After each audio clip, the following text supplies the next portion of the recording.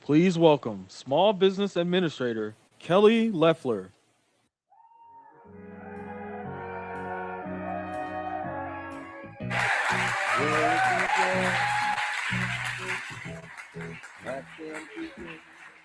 Well, hello, Maine. Hello.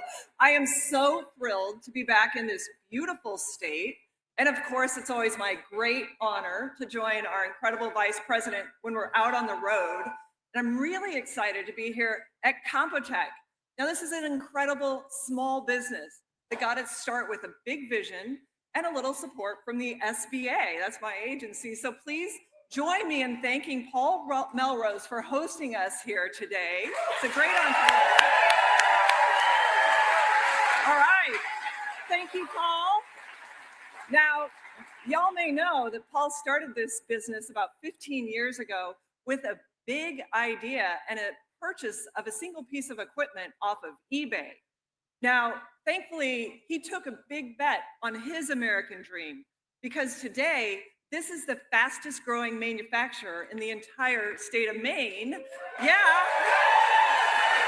Good job, guys.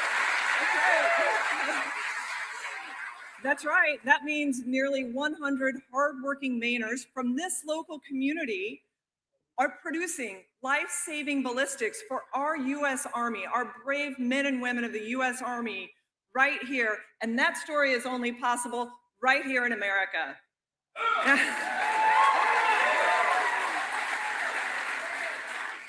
You know, all you need here is a good work ethic, a refusal to give up, and a little grace from God. That is the beauty of America. That's the American dream. You deserve it, and President Trump is fighting for that for you every single day. Now, and I see it firsthand. You know what America First means. It means that our first duty is to you and to our great nation, not to illegal aliens, not to big government bureaucrats or globalist elites. And now you've seen this. That's right. You've seen this. There's a whining group of malcontented radicals that disagree with America First. You know, they disagree with everything that built this great nation for the last 250 years. And instead of rolling up their sleeves and getting to work to build an incredible future, all they do is peddle fake grievances and crazy lies. And perhaps the craziest lie they're peddling is socialism. Socialism is the opposite of the American dream. They want to punish your success. Look, they also want to take over small businesses like this one. They say ownership is bad. They say that the government should run business. And instead of working, they want you to work and subsidize those who refuse to work. Well, that's a crazy idea. And it's not just government control over our businesses, over our main streets. It's big government socialism like healthcare, taking over our borders and opening them up and allowing the Green New Scam to drive massive regulation and shut in our energy. And worst of all, perhaps, these communist comrades want to defund our police and defund our military. We're not going to let that happen. Let's give a hand to our police officers and our military.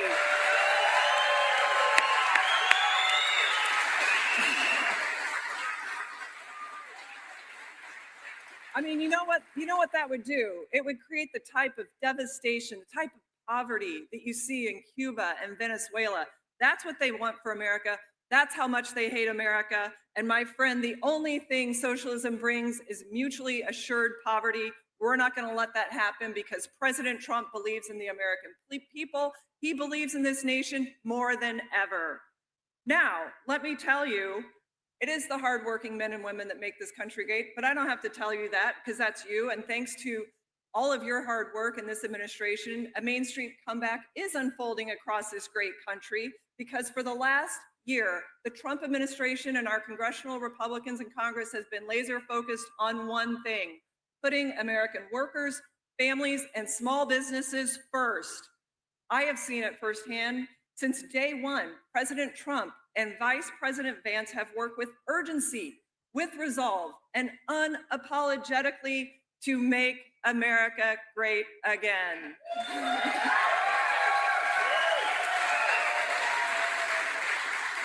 And you see it, we're bringing back what made this country great, the nation that we knew, where freedom and grit, not the government, created generational opportunity.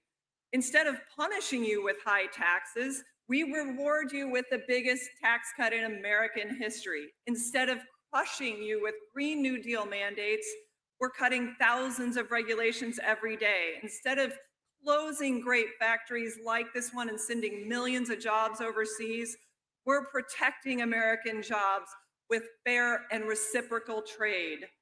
Friends, thanks to President Trump, common sense is returning to America. Common sense.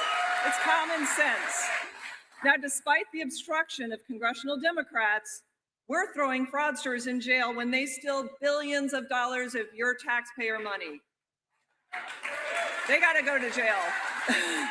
Against the protests of the radical left, we're shipping criminal illegals back home when they commit violent crimes against Americans. You know, common sense. And while the WNBA can't seem to make up their mind about this one, we're fighting to keep boys out of girls' sports and out of girls' locker rooms. Common sense. It's common sense. Now, the mainstream media and the liberal elites said it couldn't be done, that we should just manage America's decline into dependency. But they were dead wrong. All we needed was a new president. Now, you know, the working family tax cuts put thousands of dollars back into hardworking families' pockets, whether it's no tax on tips, Social Security, 20% pass-through deduction for small businesses like this to reinvest in their businesses, to add workers. We see it happening every day. This is the most pro-worker, pro-America, pro-Main Street legislation ever passed in the history of our nation, and yet every single congressional Democrat voted no. They voted so that you would send more money to Washington. They voted against you keeping your hard-earned money in your pocket. But President Trump, Vice President Vance did not stop. They are fixing it. They didn't break it, but they're fixing it. They're working for you, not for the big government socialists, not for the Green New Deal scam artists, and not for our global elites, but for our workers, our job creators, our families like yours who make our nation great. Now, my friends, we are seeing a historic comeback on Main Street, and there's no question the best is yet to come. But none of this would have been possible without the incredible leadership of President Trump and our great Vice President, J.D. Vance. And you know his story from humble beginnings, a man of deep faith, to a husband to Usha, the father of 4 beautiful children. He was the deciding vote on the working family tax cuts, and he's leading the White House task force to end the fraud that is draining billions from taxpayer coffers. Yeah. There's so much fraud. We got to end it. We got to end it. But above all, he unapologetically fights for American values, for you, and he does it all alongside President Trump. And that's why he's here in this great state to stand alongside of you, to save the American dream for you. Ladies and gentlemen, please join me in welcoming our great Vice President, J.D. Vance.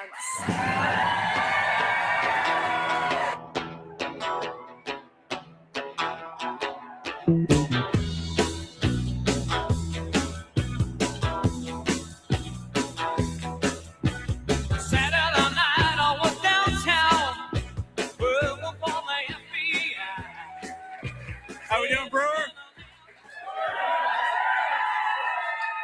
Thank you, everybody. Please take a seat. I want to give a thank you to our incredible small business administrator, Kelly Loeffler, who in addition to supporting our small businesses better than almost anybody else, is also one of our real MVPs when it comes to fighting fraud in the federal government. She has found tens of billions of dollars of your tax dollars and given it back to you rather than the fraudsters. So give it up for Kelly Loeffler for doing a great job.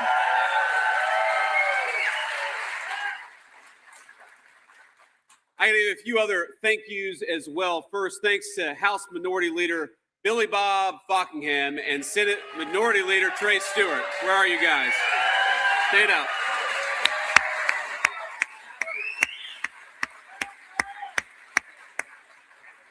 And I got to give a few shout outs here to a few people who couldn't be with us today.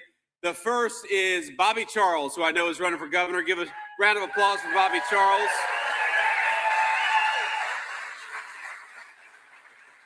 Now, Bobby has got, as you all know, an amazing record of standing up to the drug cartels and the international criminal gangs.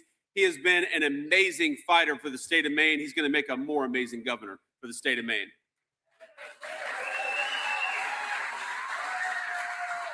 And of course, the second shout out I got to give is to my dear friend Susan Collins, the senator for Maine. Thank you.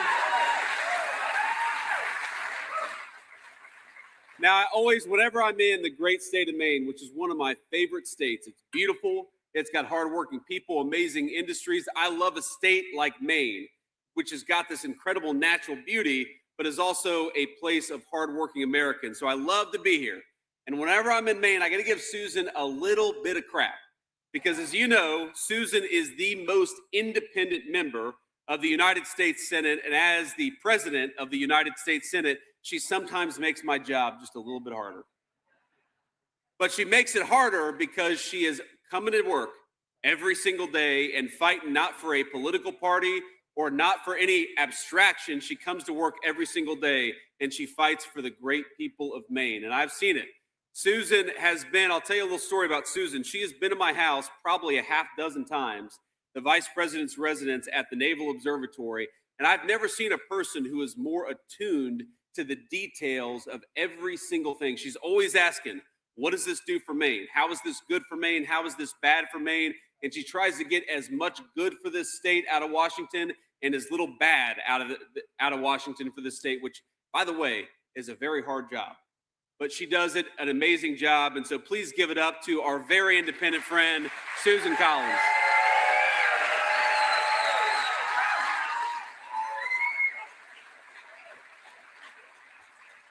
And last but certainly not least, we are here to celebrate and give a big shout out for former Governor Paul LePage, who is going to make a great congressman for the state of Maine.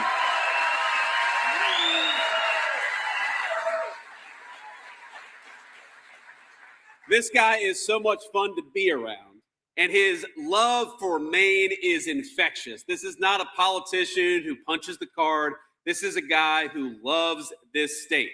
And we got to remember, when he was the governor of this state, Maine went from a place that couldn't pay its own Medicare bills, Paul remembers this, to a state with huge budget surpluses. And Paul didn't just do that. Paul used those surpluses to do what? He cut your taxes, he tamped down on welfare fraud, and he eliminated the shortfalls that existed in Maine's pension system, while all at the same time protecting the most vulnerable members of this state. He stood up for you. He stood up for retirees. He stood up for the disabled. He stood up for every law-abiding citizen that required Maine's public services to function, but to function for the people who actually paid into them and actually need them.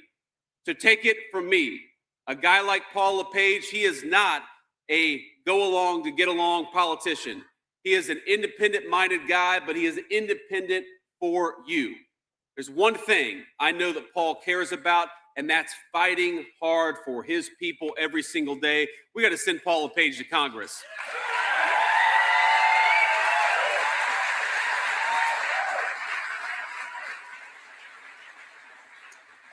Now, I'm here in Brewer to tell you that the Trump administration, we're here to send a signal. We're here to send a signal that we fight for you. We're here to send a signal that we're standing with Paul LePage. And most importantly, we're here to send a signal that we are standing up for the good people of Maine every single day. We're standing up for your workers. We're standing up for your families. We're standing up for the incredible natural beauty of the state of Maine and every single citizen who relies on it, who enjoys it, who has made this place their home for generations. Because here's the thing, I am sick of towns like Brewer falling behind. I want towns like Brewer to get ahead. I want Brewer to thrive. We want great manufacturers like the one that we're standing in right now, Compotech, the fastest growing manufacturer in the state of Maine.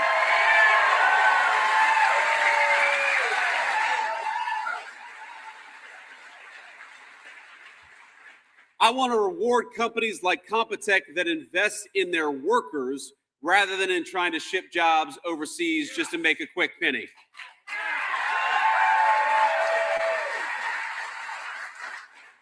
So with the help of our friends in Congress and future friends like Paul LePage in Congress, the Trump administration enacted the single biggest tax cut in history for Maine's workers. We brought down drug costs, Trump RX, and ensured that our nation's housing supply goes to citizens, not to private equity investors. And we provided historic tax relief for Maine parents and families. We have invested $1,000 in every new baby born in the United States of America thanks to Trump accounts, which we're very proud of.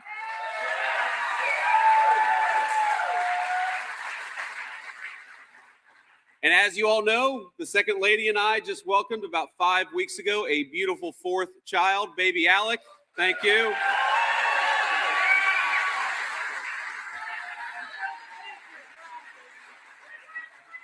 Somebody behind me is very excited about that. Trust me, I'm excited too. But, you know, the Second Lady, when the president asked me to join the ticket and become his running mate, the Second Lady said, well, you can have one of two things. You can be vice president or you can have a fourth child. Ladies and gentlemen, I must be pretty persuasive because I got both.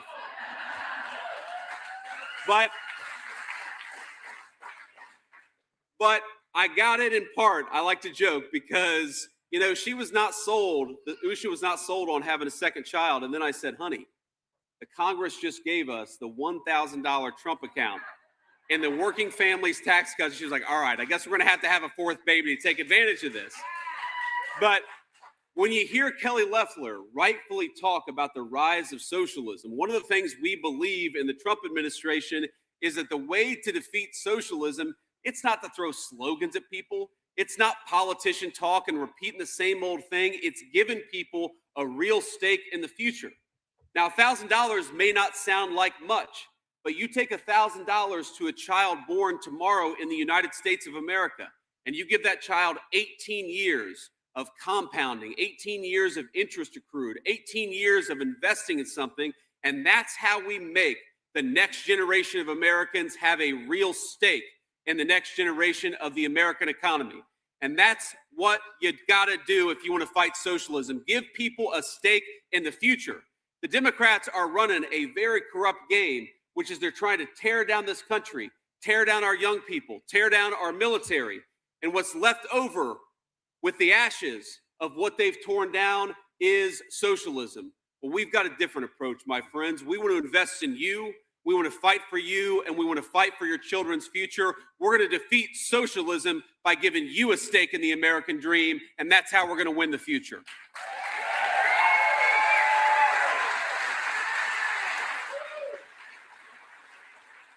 But I got to say that what we're doing it's not just a 2-year or even a 4-year process. Think about this. This country was plundered over a generation.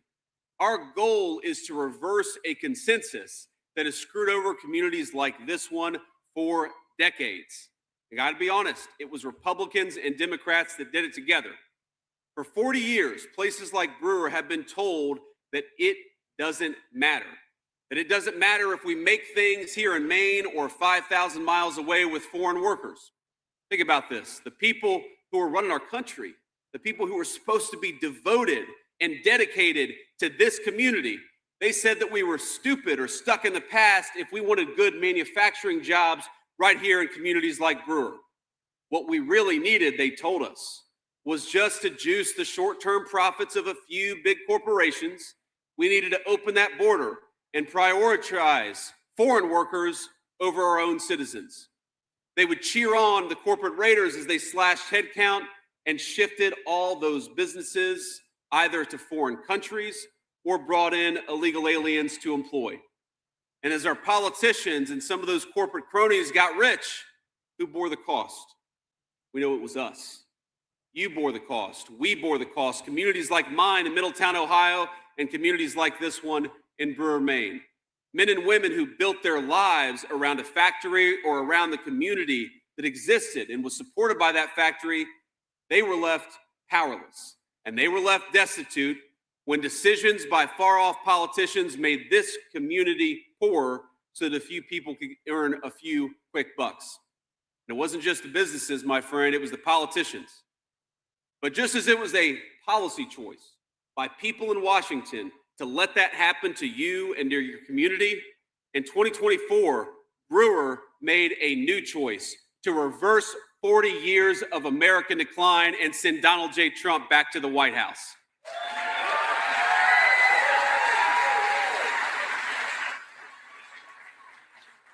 And if you think about it, in just 18 months, we have seen an industrial renaissance all across the United States of America. Nationwide, all across our country, factory construction employment has exploded.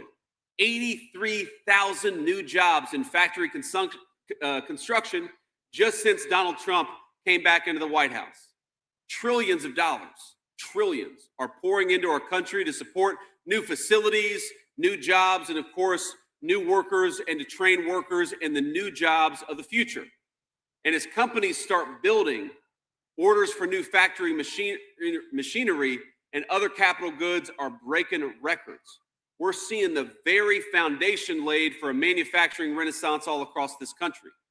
Did you know demand for metal cutting and machine tools has hit its highest level in almost 40 years in the United States of America?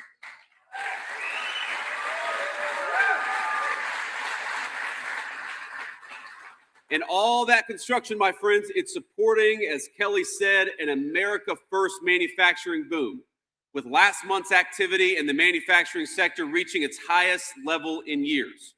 We've created, in just 18 months, 29,000 new manufacturing jobs, and we've reversed years of wage decline where people were getting poorer. Now, finally, we're seeing wages up 4.2% just over the last year. And who are the beneficiaries? The workers at companies like Computech are reaping the benefits. Now, you don't have taxes on overtime. If you work a little bit harder, the federal government ought to keep its hand out of your pocket, and it is, thanks to the Working Families Tax Cut.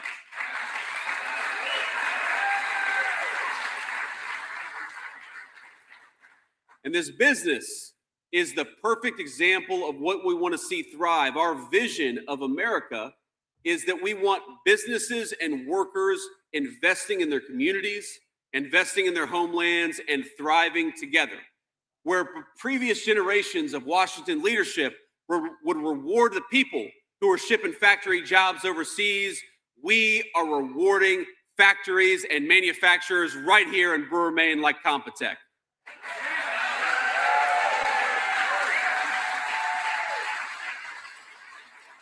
Now, one of the reasons I'm so happy to be here is because I think this factory has an amazing story, and it exemplifies a lot of the rise and fall, and under President Trump, the rise again of American industrial might. If you visited this very facility 16 years ago, you'd have seen a much, much different sight. In 2010, the previous tenant closed up shop, cutting 100 good-paying jobs in the community and leaving this massive, beautiful space completely empty. Fast forward today, 16 years later, and what you've got is the perfect example of the revolution in smart manufacturing occurring under the Trump administration. This is a business that's gone from 2 to 85 employees, hiring back a whole lot of the men and women who lost their jobs in 2010 under the administration of Barack Obama. And it's not just that they've got great jobs, they're doing something really important in the process. They are building the critical defense tech that keeps our service members safe overseas. I was in one of these cans, and it was unbelievable how strong it was and how capable it was, and you can put them up almost anywhere in the blink of an eye. So they're not just working good jobs, they're not just making good wages, they're investing in their own community, and they're hiring local, and they're teaching technical skills to Mainers in the process. I want to give a special shout out to one of the very impressive people, Jamie Beers, who I believe is behind me. Jamie?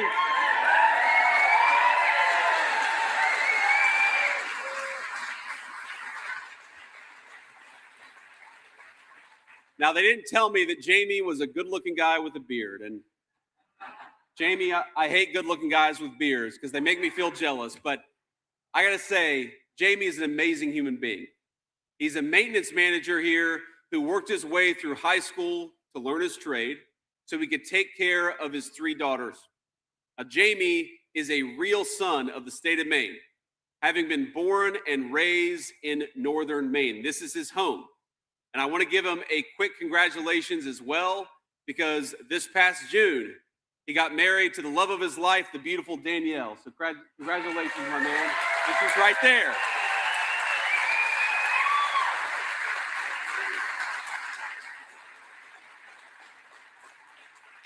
Not just the love of your life, but a fellow employee at Compotech. All right, man. This company's been better to Jamie than I realized. Now, my friends, this is exactly what I love to see in states like Maine. This is exactly what we want to support in the Trump administration. We want companies that buy American, that hire American, and that invest in American communities. You know, the Democrats have this idea that business is bad and everybody else is good. Our attitude is much more subtle, but it's much more real and true. That if you're a business that's building in your backyard, if you're investing in your workers and trying to make a great American product, then we are on your side because you are on the side of American workers and American patriots.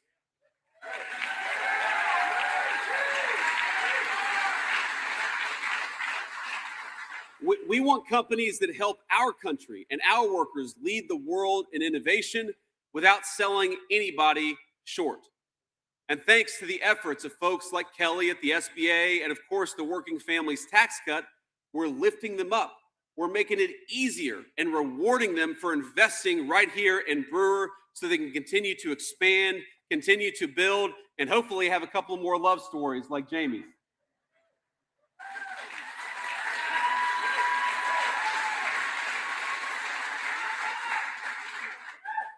Now, our administration's policies. Is that really your brother? Okay. Well, God love you guys. This is a family affair. Our administration's policies, look, we've allowed manufacturers like Compotech, we've encouraged manufacturers like Compotech to invest more in tooling and then to get reimbursed for the training and the apprenticeships that they are actually working on and that their people are doing. We took action to allow our small businesses to worry less about ridiculous red tape that had been put in place by congressional Democrats. Here's the basic principle. If you run into issues with federal contracting, they can work directly with Kelly's team at the Small Business Administration so they can go toe-to-toe with their bigger peers. Because think about it. The big businesses, they've got an army of lawyers that can cut through that red tape. Compotech doesn't. So what have we done? We have put the government on the side of companies like Compotech and the workers who are building this community. It's a great thing.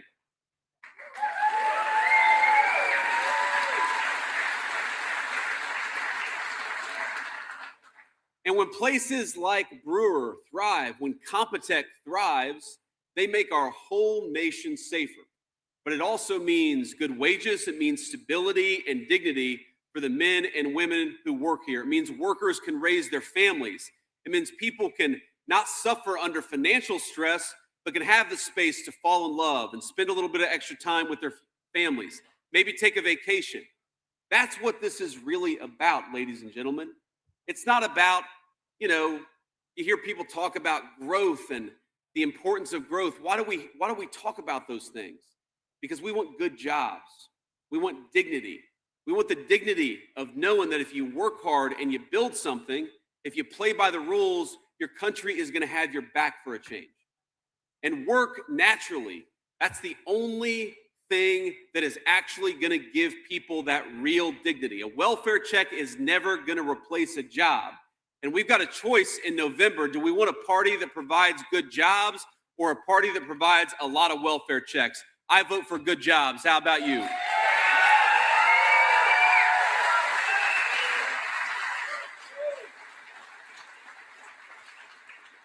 But it's not just good jobs that protect your dignity. Another thing that we've got to do and that we've been doing to protect your dignity is stopping that terrible poison that was flooding across the southern border and costing thousands of Maine citizens their lives.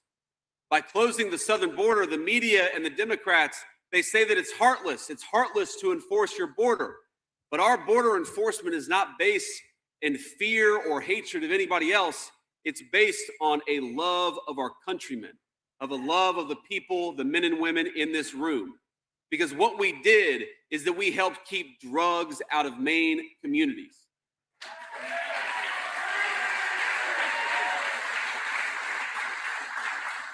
Don't take my word for it. Last year in 2025, did you know that overdoses in the state of Maine were down by 20%? And already in 2026, they're down by another 17%. We sealed the border, and that's what happened, my friends, and that's why we did it.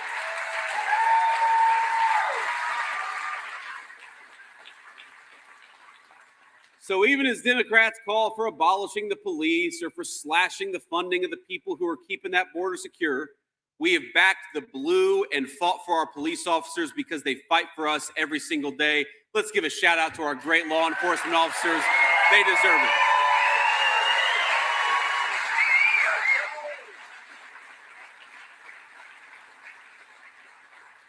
To our police officers, our sheriffs, and everybody else, our firefighters, we are never going to abandon the men and women who put their lives on the line to keep communities like this one safe. And because of their work, and because of our efforts to support them in Washington, America is undergoing one of the largest reductions in violent crime in the history of the United States of America.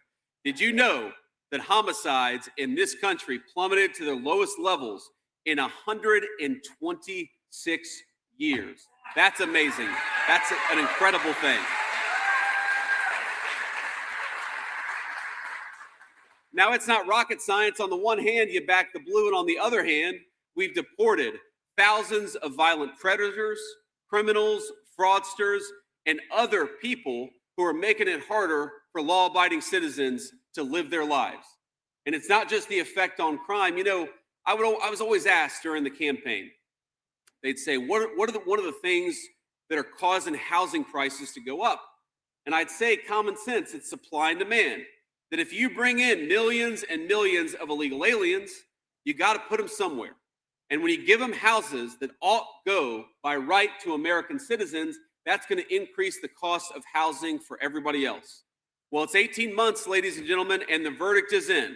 Where housing doubled under the leadership of Joe Biden, rents are falling for the first time in a decade under the leadership of Donald Trump, because we got people who shouldn't be here the hell out of our country. It's very simple.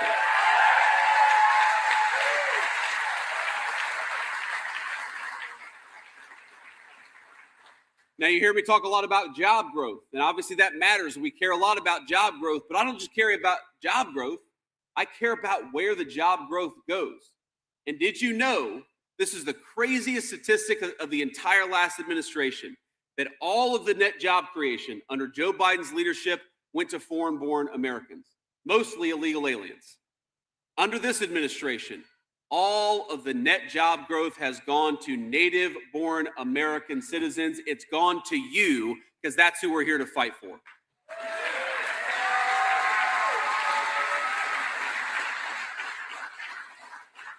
Now, we in the Trump administration, of course, joined by our good friend Paul LePage, we operate under a simple principle.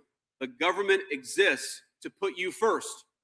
But who do the Democrats put first? Well, unfortunately, everybody else, not you. At every turn, the far left has opposed our work to put law-abiding American citizens first. They opposed our effort to cut your taxes. They opposed our effort to secure the border. They opposed our effort to support the police. And they opposed our effort to bring down those fentanyl overdoses. And unfortunately, I got to say, Maine has been a perfect example of this, because as amazing as this community is, natural beauty, hardworking people, Maine has every single bit to be a recipe for success. But if we compare the last couple of years to when Paul LePage was governor, what do we see? We saw that Paul LePage cracked down on the epidemic of welfare fraud and abuse happening in cities like Lewiston. He doubled the number of investigators he had in the state going after fraud. And meanwhile, the current group of jokers running the state of Maine, they have doubled down on fraud. They have doubled down on stealing your tax dollars and giving it to people who shouldn't deserve it. They've doubled down on making it harder to find and catch and prosecute the fraudsters. They've made it harder for your tax dollars to go where they ought to. And this is where I want to close out, because everything that I've talked about, all of the good work that we're doing, the tax relief, everything is going to be jeopardized unless we stop allowing fraudsters to take advantage of the state of Maine. We got to put the fraudsters behind bars and fight for you for a change.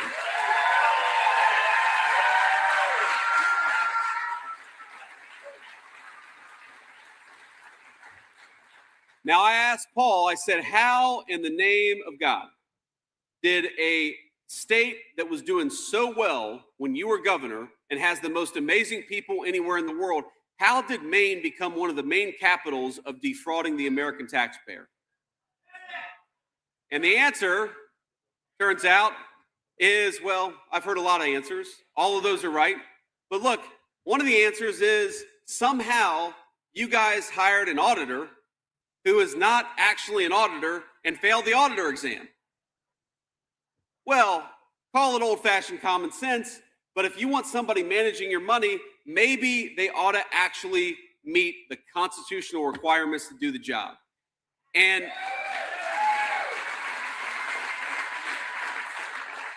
for Matt Dunlap, if you've got a guy who cannot protect your tax dollars from fraudsters, who has turned your state into one of the fraud capitals of the United States of America, maybe you should be saying to Matt Dunlap, you're fired, not promoted to the United States Congress.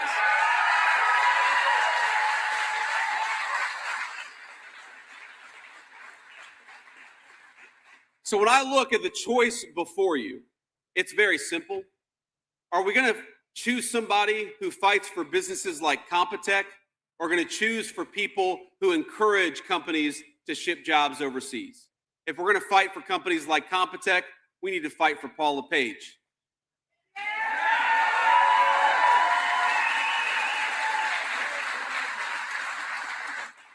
Are we going to fight for the people of Maine who have been victimized by the fentanyl coming into our communities? Or are we going to fight for the drug traffickers who have brought it in? If we're going to fight for Maine, we got to fight for Paul LePage.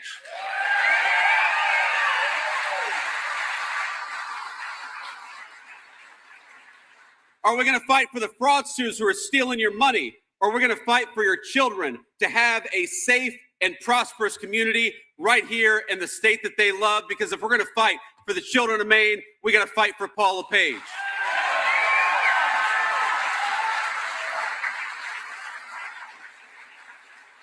Are we going to crack down on the food stamp fraudsters so that the food stamps can go to the needy Maine children who actually depend on that program? If you're fighting for the people of Maine, for the food stamps, for the people who actually deserve them, and not for the fraudsters, we got to send Paul LePage to Congress.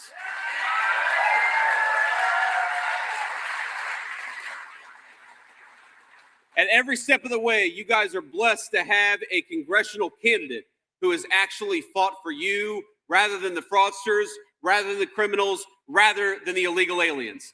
So I'm going to say very simply, my friends, everything that we've accomplished over the past couple of years, it could be undone if you send a lot of crazy people to Congress to fight against us. What I'm asking is that you send an independent voice, a voice for Maine. You send somebody who's going to fight for you and against the fraud. Send Paul LePage to Congress, and let's get to work to save our country. God bless you. Thank you, Paul. Thank you, guys.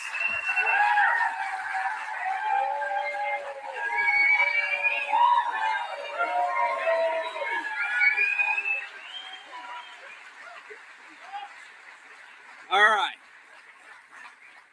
Now, please have a seat. Sorry, I told the media I'd take a few questions. I forgot about that.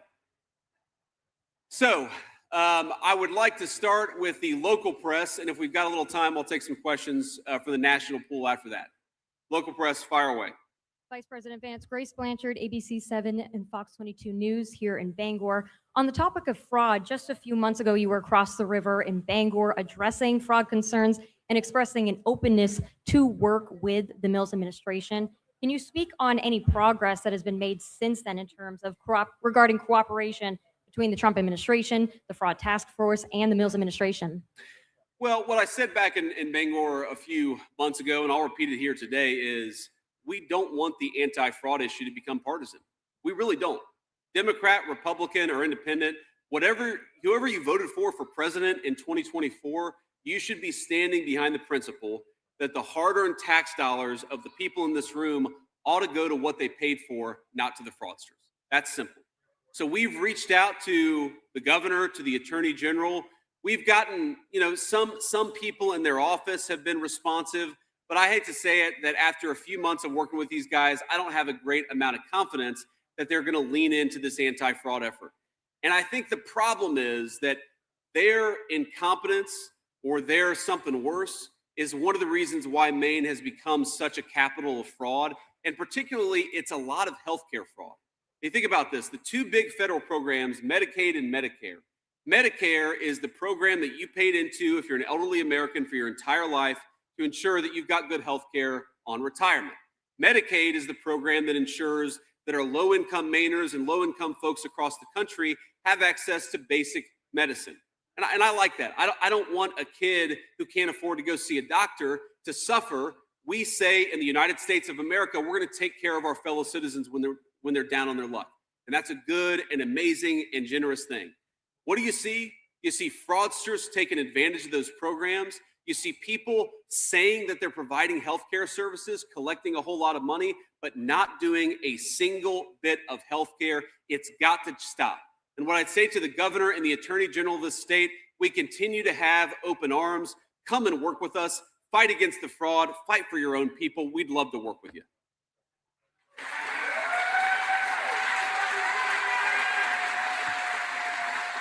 Rachel Ohm from the Portland Press Herald. I'm wondering if you can talk a little bit about the negotiations over the tariffs with Canada. And particularly, what might you say to businesses and consumers that are worried about the impacts of those tariffs and how those negotiations are going? Sure. Well, first of all, I'd say we're very mindful of the fact that Maine is a border state with Canada. There's a lot of cross-border transaction between Maine and Canada. And what we're trying to do here is just make sure that Maine actually gets a fair deal. If you look at the amount of tariffs that have been applied, not just on Maine, but on a lot of our northern states that are doing cross-border trade with Canada, Canada and China have been the two worst countries when it comes to trade policy anywhere in the world. What a shame that is. China, you of course expect. They're our biggest economic competitor. I would expect that from China. I would not expect that from Canada. We have to remember, Canada is a state, sorry, Freudian slip. That was actually an accident. Canada is a country that has underinvested in its military that quite literally would get invaded by a foreign country were it not for the umbrella of protection provided by the United States of America. And so how does Canada actually respond to that? By treating the people of Maine fairly? No. They apply ridiculous tariffs and other non-tariff duties on Maine products coming into Canada, and they don't expect Maine or anybody else to fight back. We're sick of that. We are actually going to fight back against unfair trade practices, whether it's coming from China or Canada. Now, and let me just give you a very, very simple and concrete example. If you buy dairy, cheese, butter, milk that comes from Canada into Maine, you probably are buying a product that has 0% tariffs on it, okay? And by the way, if Canada applied 0%, that would be one thing. But if a Maine farmer sends dairy products into Canada, they could be paying as much as a 250% tariff. Now, how is it fair to the farmers of Maine that they pay 250% when the Canadian farmers pay nothing? That unfairness is something that we just have to fix. And here's what happened with the most recent round of negotiations. They're still ongoing, and I want to be respectful of the process. But we know that Canada allows itself to be used as a backdoor for Chinese goods. They treat Chinese goods more fairly than they do the goods that come from the people of Maine. It's insanity. And what we've said to Canada is stop it. Apply a basic principle of fairness to the trade that you're doing between North Dakota and Canada, between Maine and Canada. And what happened at the very end is they came in with a bunch of unreasonable last-minute demands. I frankly thought we had a deal. I think that we should have a deal, but I think that we need to send a message loud and clear to the Prime Minister of Canada. Stop taking advantage of the people of Maine. Stop taking advantage of America. It's over. We expect fairness in our trade policy.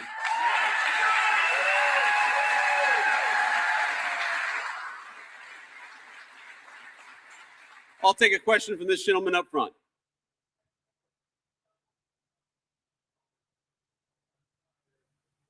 Uday?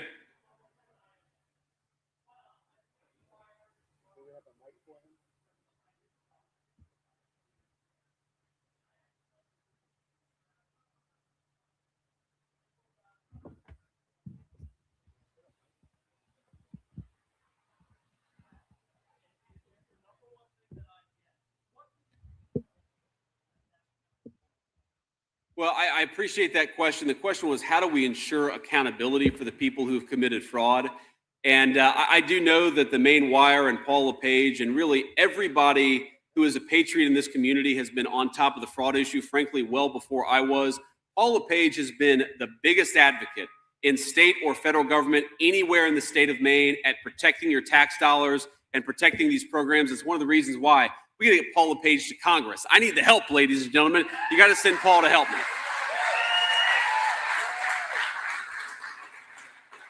But the two big things that we have to do to ensure that there is real accountability. Number one is when somebody commits fraud, they've got to go to prison and we've got to prosecute them. And that's what we've been doing.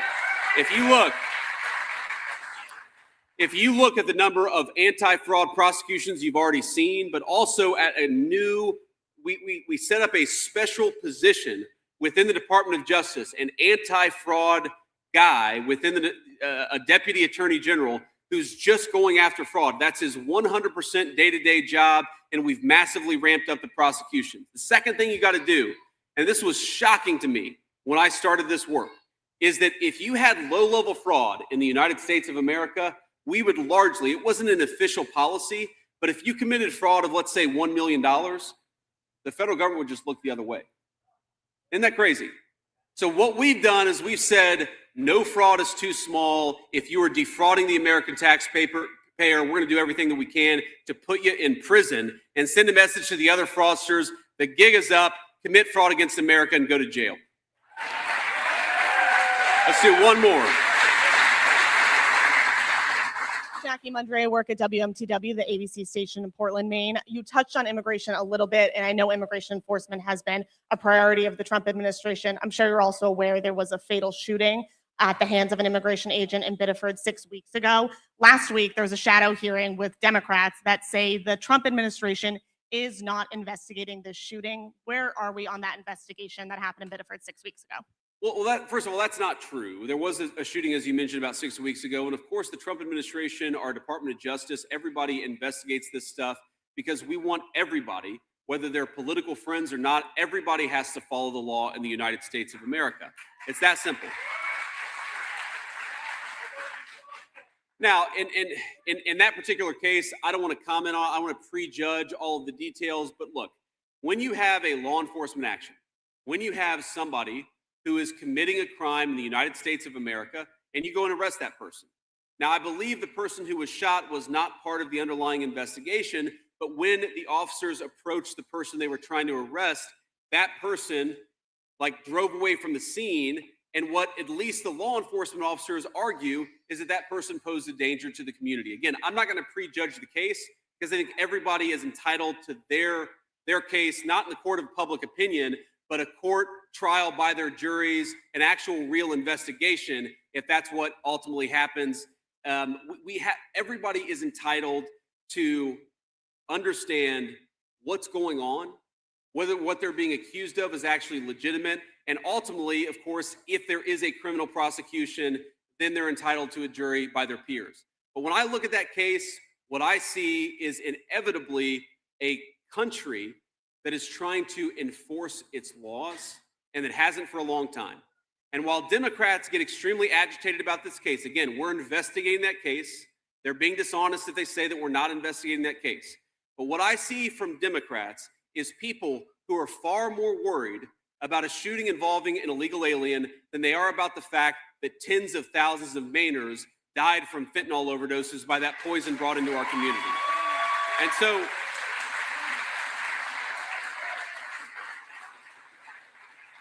And so my message to the Democrats who are so worried about that situation is to say, have a little bit of perspective. We can absolutely investigate every shooting, and we will, but we can also secure our border and ensure that that poison stops coming into our country, and that is our priority, and that's our emphasis. Now, we're gonna hit the road here, so let me just say one final thing, and then I guess it's Monday. Tomorrow is my 6-year-old, his first day at kindergarten, so we're very excited about that.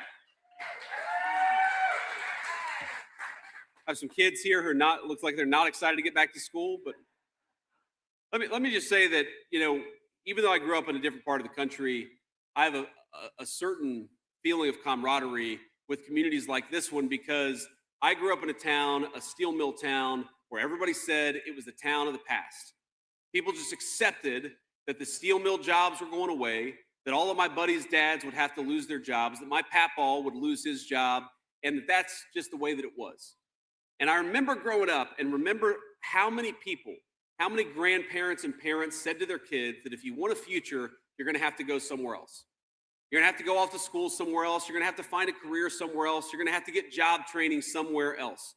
And I remember thinking to myself, how heartbreaking is it for a mom or a dad or a grandpa or a grandma to invest in this community, to love this community, to raise their kids in this community, but to not believe that there is any opportunity in the future in this community that they love. And that's one of the things, it's one of the reasons why we love Computech. It's one of the reasons why we're trying to invest and reinvest in communities all across the state of Maine. Because I don't want you to look at your own community as something that needs to be left behind. I want you to recognize that there is a great American future for your children, for your grandchildren, for your entire family, right here in Brewer, Maine, right here in the state that you all love. So when you ask yourself, why do we do what we're doing? It's not just because we want jobs. Of course we want that. Of course we want dignified wages. We want good healthcare benefits for everybody. Why we're doing what we're doing is because we know that the future of America cannot be rebuilt if we write off certain communities or leave certain communities behind. So my message to you, my message from Paul LePage is, the future is right here in Maine, so long as we're willing to fight for it. I'll stand by your side. Fight along with me. God bless you guys, and good to see you.